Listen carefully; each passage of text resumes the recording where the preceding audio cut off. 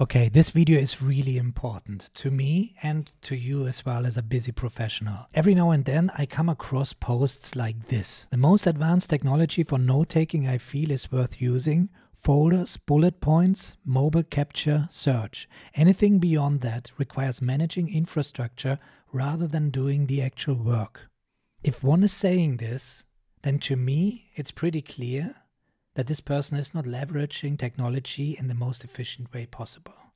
And one of the reasons is that people feel overwhelmed about the complexity of the technology. That's why at the Paperless movement, it's our goal to educate you guys as busy professionals for busy professionals to use note-taking apps as what they should be used for, as tools to enhance your daily work and to become eventually more productive. I totally get what he's saying there, that you are managing too much. And that's what we see in tools like Notion, as there are so many things. Less is more, but it's not so easy to understand what is less. And in this video, you will understand the real difference between the physical world and the digital world in a non-nerdy explanation.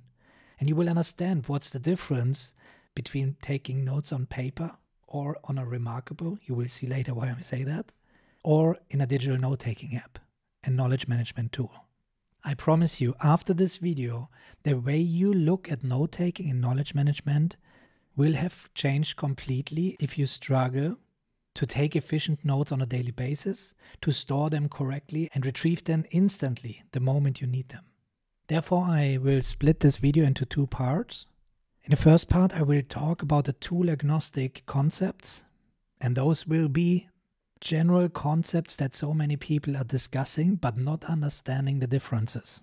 So everybody has their own opinion, and usually it's the productivity nerds who are really understanding it, but it's for us busy professionals. We need to understand it so we can keep going with our daily work and not thinking about how to use the knowledge management and how to manage my knowledge. That's work about work, and that's what we want to avoid. So therefore we will talk in this first section about folders, the folder structure that was mentioned in this post. Then we will talk about tags and tags versus folders. Then we will talk about databases and cross-database connections, which sounds very complicated, which is not, I promise you. And then eventually we will talk about AI in knowledge management systems. Then the second part of the video, we will talk about the tool examples in order to understand the concepts better on real-life examples. So therefore we will talk about paper notebooks and Remarkable. We will talk about Evernote, Apple Notes. We will talk also about Tana and Heptabase, and eventually about Notion and ClickUp, in order to make you really grasp what this digital note-taking and knowledge management is really all about. So this doesn't mean that you will need to use these tools in order to be efficient or productive or anything. It's just as examples, and I promise you, in the end of the video, you will have a complete different mindset when it comes to digital note-taking and knowledge management, and will approach any tool in a complete different way. So make sure to watch the video until the end. So let's dive in. Paperless movement, your productivity, your way. Okay, let's pretend we are in a meeting. Something that many of us busy professionals are. And in these meetings, we want to take notes. So let's just pretend that we are taking paper notes. So if we write it into a notebook, then everything is in here. So no matter how many different project meetings I have, how many different administrative meetings I have, all these things will end up here. This is how I was working even 8 years ago. And I tested so many different methods. One was that I used Post-its, different colors for the different projects. I was working on 10 different projects in parallel with global teams in big corporate. And I was running around with a paper notebook. If I think about it, it's crazy. You know, when it comes to security, the companies ensure that you have security keys, nobody can hack in. But what happens if you leave your paper notebook on a train, for example? If I leave the laptop there, they still have to get into the laptop somehow, and then they have to get into the system to log in. With a paper notebook, that's not the case, okay? But that's not the topic today. The topic is that I'm taking paper notes in one single notebook. So finding the notes later on is already very hard. Instead of this, let's pretend that we have just one piece of paper where we took some notes, so I can explain now easier folders, okay? So now let's say that was a project meeting about one specific project. So there's a folder for this project called project information. So I could now easily put this information into the project folder. Inside the folder though, I should have subfolders. So for example, meeting notes, and then I can put it into the meetings notes folder. But then when I have several projects, I have several subfolders, right? So let's get rid of these people. The meeting is over. And then I will have subfolders with these meeting notes in it. That would be one thing. The other thing is, and that's where we see already the problem arising, is that I have two different folders. One folder just holds my meeting notes, and the other folder holds all the project information. So here I have general meeting notes that might be my notebook, okay, with only meeting notes. And then I have a folder with project information.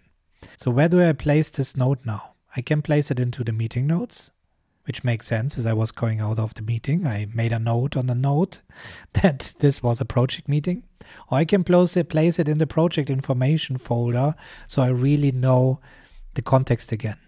Now, thinking about this, and especially if you're taking notes on one notebook, there's where the struggles begin, because during a day, it was for me the case, I had 10 to 20 different meetings back on back. All of them were different topics. So I've written them down chronologically. So I could have now a process where I process and distill this information into my final destination, okay? So for example, into project information and things like that. But this is the typical approach. That's the mindset that we have, that in the physical world, we have folders and we have single pieces of paper that we place into these folders.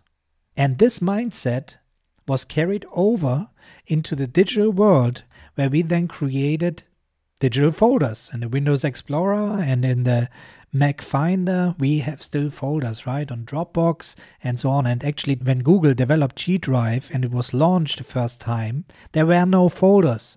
You were just able to put everything in there. Why? Because Google thought that you would use the Google search engine anyway to find the information later on. But people got so confused due to the lack of structure that they complained so much that they brought back folders. And why this is important, we will talk about later in this video when we come to AI search, that this is not the all-in-one solution either.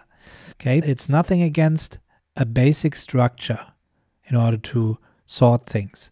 But you see the dilemma that happens when I have to decide in which folder do I place one single note. So if we think about that, this physical piece of paper, where do I store it now? And if you think about Evernote and other note-taking apps like Apple Notes, you have folder structures in there as well, and you decide in which folder should this note live. And the worst you can do is duplicating this information and put it then in both folders, because the moment you update one, the other one is outdated. Okay, so let's not even think about this option. So the way to overcome this are tags. And I had an interview with Ian Small, the CEO back then for Evernote, where they said everything will become better in Evernote already years ago. And I asked him how many people are using tags in Evernote, and he said just 2% of the users in Evernote are using tags. And I said, that's crazy. For him, it was an indicator that people don't need tags. They're not interested in tags. For me, it was clearly an indicator that people don't understand how to leverage tags in the best way possible. And that's what I want to explain to you now. And after this interview, with the launch of all the different note-taking apps like Roam Research, Obsidian, and all these things arising, we started to learn a lot more about tags and cross-referencing and things like that. Don't worry.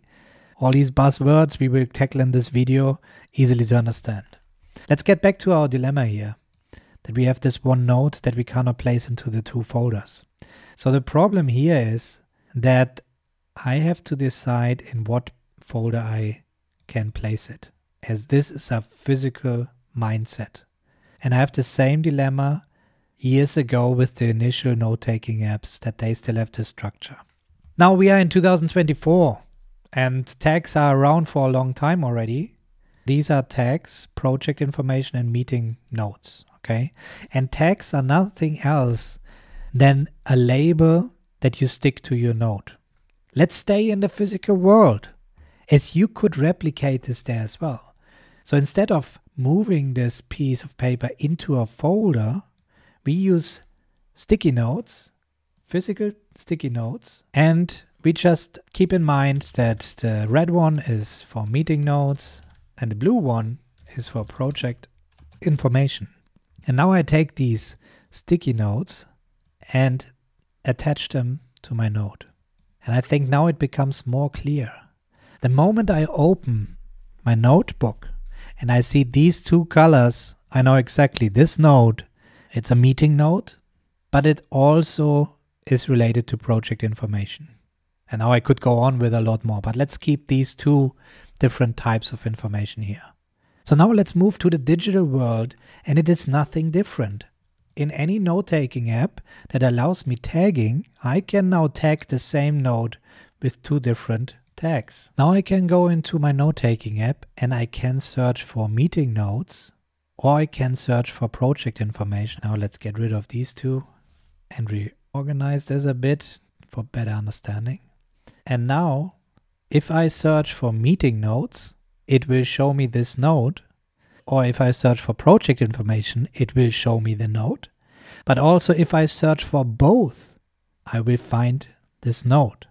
So therefore, the more hashtags I have, the more labels I have for this note, the easier I can narrow down what type of information do I need. And then combined with filters like the date and things like that, it's very easy to retrieve this information. So of course, search is an important thing, but if I rely on a folder structure and then say, and search is another solution, it is not easily to be combined. You're not leveraging anything. You already have to think about what folder do I need to place it in. And then when I search something, I have to think about how to search it. Luckily, the search became even more powerful thanks to AI, and we come to this in a moment. Okay, now we tackled folder structure and we tackled hashtags, and I hope you understood so far what I'm talking about here. If not, let's go to the comments below and let's discuss what else I could do to better explain this. Let's talk about databases. So let's bring in a project information database and a meeting notes database. So a database, you can think of an Excel sheet or a Google sheet. You're used to these tables now. It's just a table. And each row of this table is an item. So let's say that here we have a note for meeting notes. And then we have several notes for the meeting notes. Now let's quickly build, a little table here. And let's say we have these two meeting notes. And then we have the date when this meeting happened. Let's keep things simple. Day and yesterday. Okay, so I have two meeting notes that I collect in a database. And here we talk about tools, for example, like Notion, okay, where you have pages in these databases. That's how Notion works. Compared to here, we are in the realm of Evernote, Apple Notes, and here we are in Notion, ClickUp, things like that. And then we have here project information. So what people get that you can collect a long list of your meeting notes. That's easy to understand. But what people also need to understand is the cross connection between databases. So here I have now my meeting notes database, but I want to give these notes more context, like our hashtags here. So how do we replicate this? Well, I could have here a column called projects. And now I could say project A and project B. So this way I'm still in the same database and I could filter now by projects and just only see the meeting notes for project A. That would be one approach. However, then we just have a name, a label here that allows me to filter. What we might have is instead we have project A and project B in a project information database where I collect all the other information, the scope of the project, the related goals, the budget, things like that. We might collect in these pages here for the project A and for project B. And this is where cross connections comes into play, where we now connect this, with these databases. So therefore, whenever I open project A, I see the relevant meeting notes. So let's duplicate this to visualize what I mean.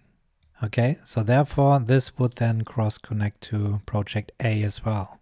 So therefore, whenever I go in here into my meeting notes in a digital world, it would reference to this project. So there's one click and I'm in the context of project A. So if I look up the meeting notes, I click there and I want to check out the budget and so on. On the other hand, it's the other way around. I'm in project A. I see all the meeting notes that were already created.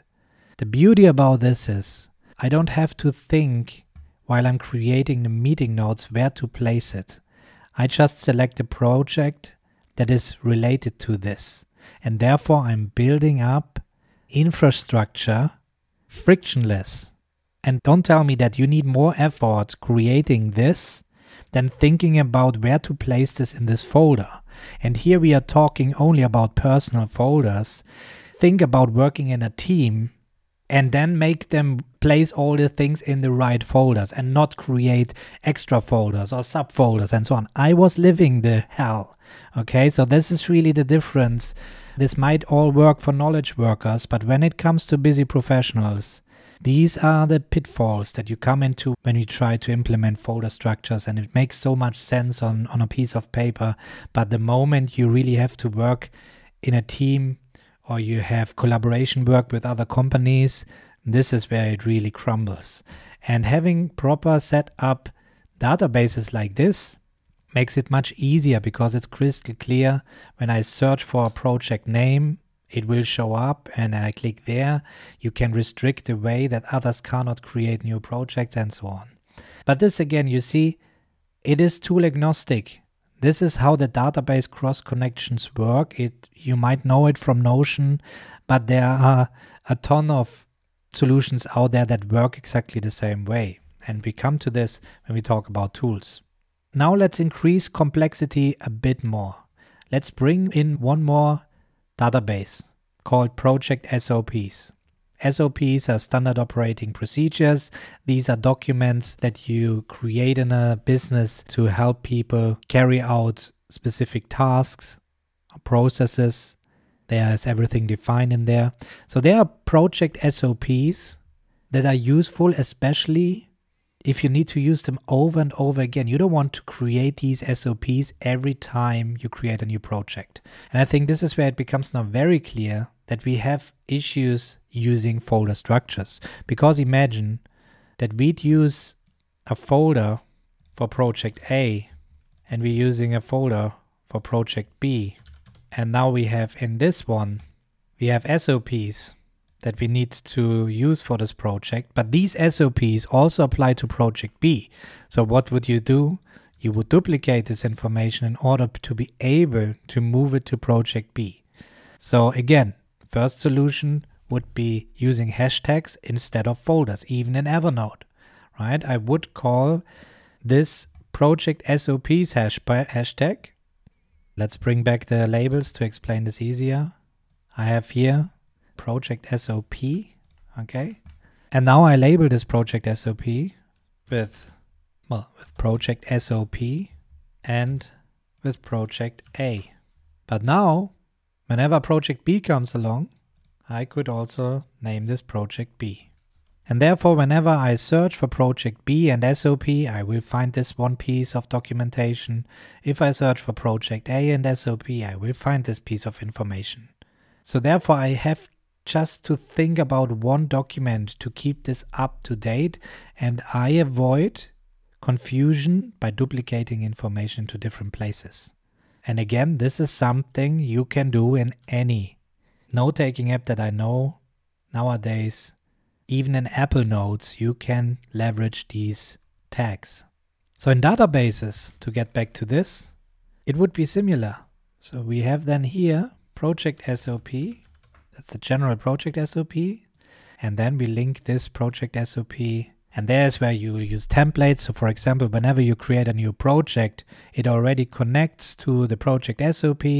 So you see, it is a lot more structure than you have here. And it might look complex, but it's not, because all you effectively have to do in our daily work is take your notes and link it to the project that you're using.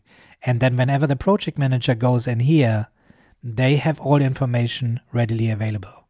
And that's why we have to understand these tool-agnostic concepts first before we approach any note-taking or knowledge management solution, especially when they can become very complex like Notion. So let's bring in AI before we go into the tool-specific part. AI is now implemented in Notion, in ClickUp, and so on, and it allows you to search your knowledge base. So therefore, I could have now a complete unstructured, I could have now all the notes in just one folder, no matter, and AI would find the relevant notes the moment I'm searching for them. This is something that MEM tried to achieve, and we used MEM heavily, but we left it because they doubled down on just AI search and the chatbot functionality and took away any structure that we had back then. And by not having any structure, it's hard to trust the system that it really finds what you are looking for, especially with huge knowledge bases. Also, what about outdated notes, things that you duplicated in the system? All these things become now an issue. So that's why we really bet on the AI for Notion and ClickUp. It is on top of our structured system. So I showed you in another video in detail how we use ClickUp's new AI brain to find in our business knowledge that we have inside ClickUp. So one example would be, instead of project A and B, it would be the courses for our membership. And all this knowledge, due to the scripts that we have saved in ClickUp to work on the tasks, are now accessible by AI. And therefore I can ask anything and it will give me an answer from within ClickUp. And that's building dynamically a business knowledge management system. And the more people adding information, the more documents they add, but in a structured way, you have a superpower with AI on top, because one is you have always context. When you go into a meeting, you talk about project A, you just have to open up project A and you have everything at hand. You can check out the project SOP, you can check out all the relevant meeting notes or whatever you have there. But on top of this, I could ask AI, what was the recent meeting notes about project A? And it gives me a summary out of these meeting notes. So that's another layer on top, but we can not 100% rely on AI search. So that's why I cannot really relate to the statement that folders and search is all you need and everything else brings you more work managing the stuff. In my opinion, just using folders and a simple search brings a lot more work finding the information when you need it. Starting with clicking through the folders, depending on how many levels of subfolders you have. But I think to get some organization, you will have subfolders. So, and if you only have top level folders, what's the point of folders at all? Well, many questions that arise. And the whole video is about making you understand that this is the physical world. This is the restrictions of the physical world. And now we are in the new era where we have to think outside the box to stay on top of the game, to compete, to be successful in business, in your job. This is crucial.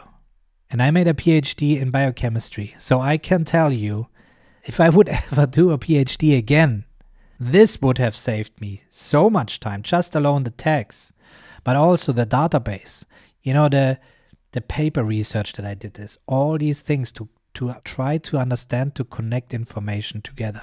that would have been next level. And I was doing simpler things back then, building it on Excel to get sort of these things.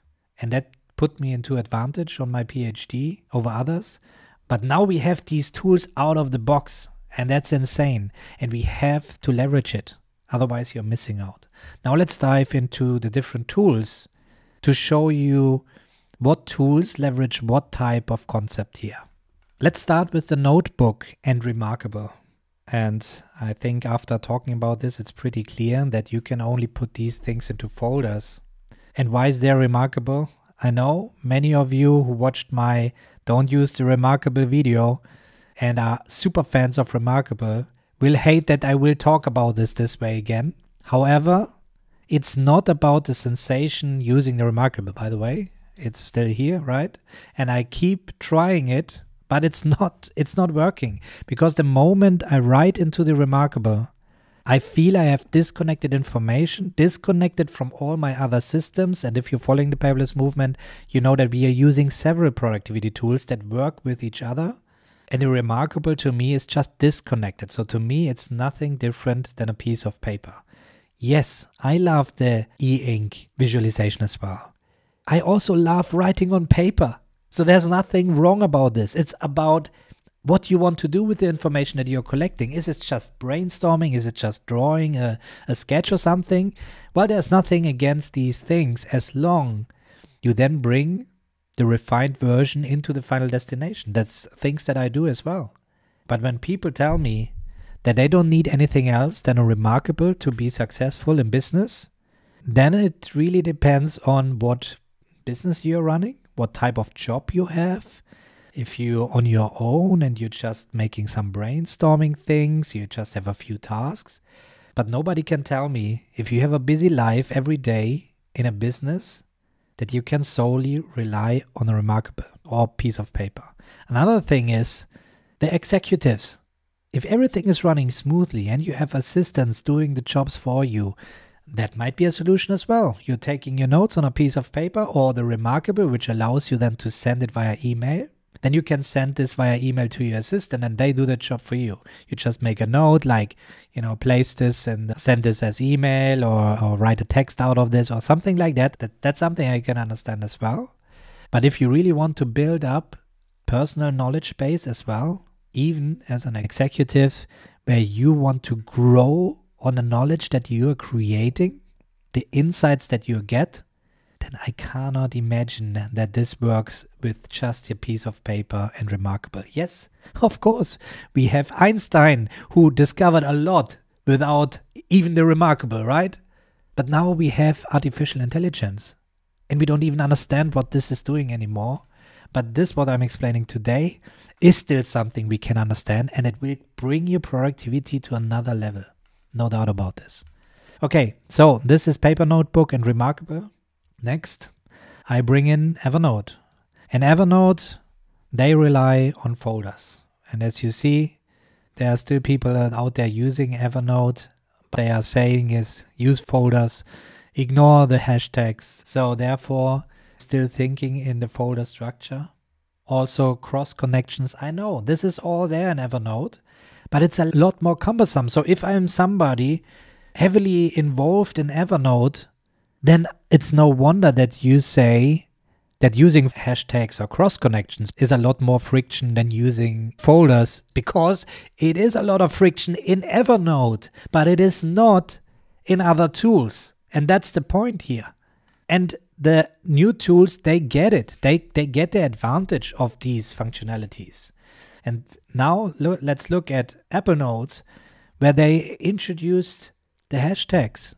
And here we can take handwritten notes, and I know many love handwritten notes still, but here I have the advantage.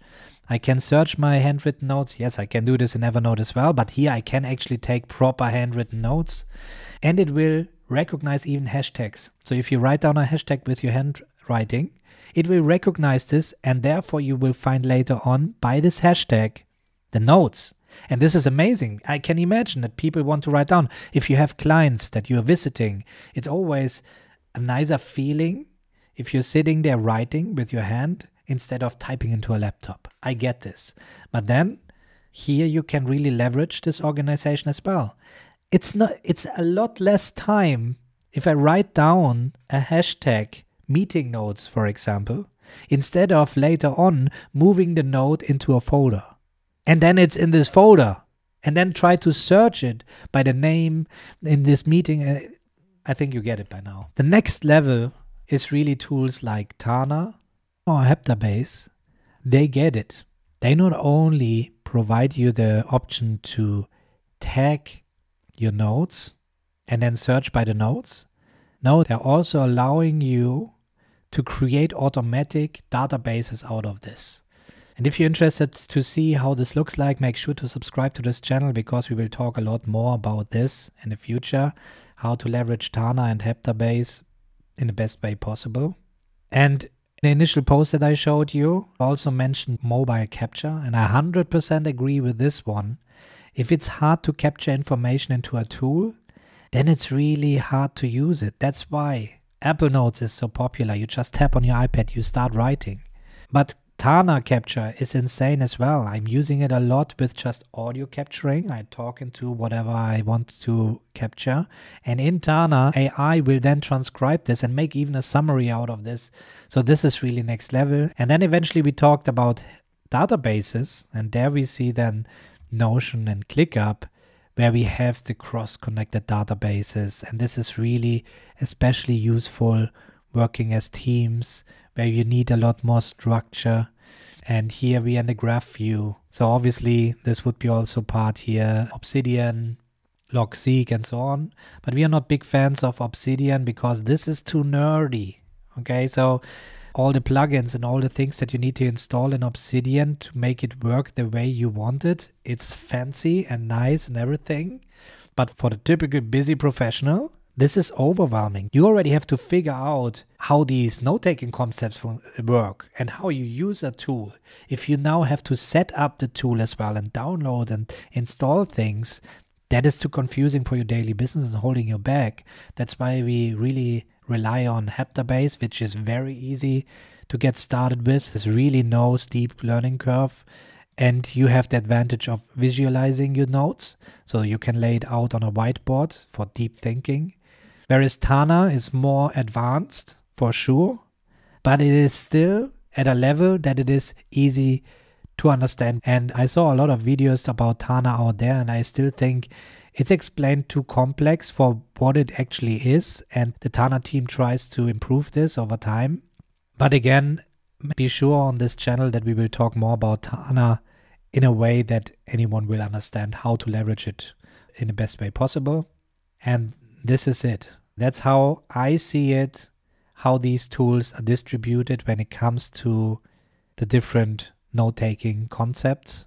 And I think if you're still in this area, or even maybe this, but I can still understand this. So, but in this area and having this box mindset, this strict structure mindset, I think this will hinder you to really excel when it comes to productivity. Because when we think about it, this is really based on strict structure. And this is really based on how our brain works. And that's why in the next video, we will talk about why you only need one brain with two parts, the digital one and the physical one, as a second brain always implies that you have something externally. We really think about that these tools need to work in a way that for your brain it's really frictionless. The retrieval of the information, the capturing of the information, the processing of information. And that's why we see it just in one brain. But more on that in the next video. And if you're really interested in leveling up your productivity system end to end, not only talking about note-taking, but also task management and project management, even automation, then I invite you to join us in the Paperless Movement membership, where we teach you iCore, which stands for Input, Control, Output, Refine, and defines a productivity system end to end. And in this membership, you will go through the iCore journey, understanding in a very efficient way how to capture notes, where to store them, how to retrieve the information quickly, how to transform information into action, something that we see is missing in a lot of other concepts, and leverage this information while you're carrying out your tasks, your projects, and so on to be even more efficient. When I was working corporate, I was personally able to increase team performance by 60% with the same headcount just by implementing these processes that we teach in iCore. In fact, iCore is the essence of the things that I learned in corporate, but also our co-founder, Paco Cantero, who built and who is running 4 businesses in parallel as a busy professional, and he doesn't have any assistant. He's doing everything on his own, managing more than 70 people. So we know that iCore actually works in real life. So if you want to join us, I'm more than happy to say hello to you inside the Paperless Movement membership community. And if you like the video, give it a thumbs up, share it with your friends, and I'll catch you up in the next one.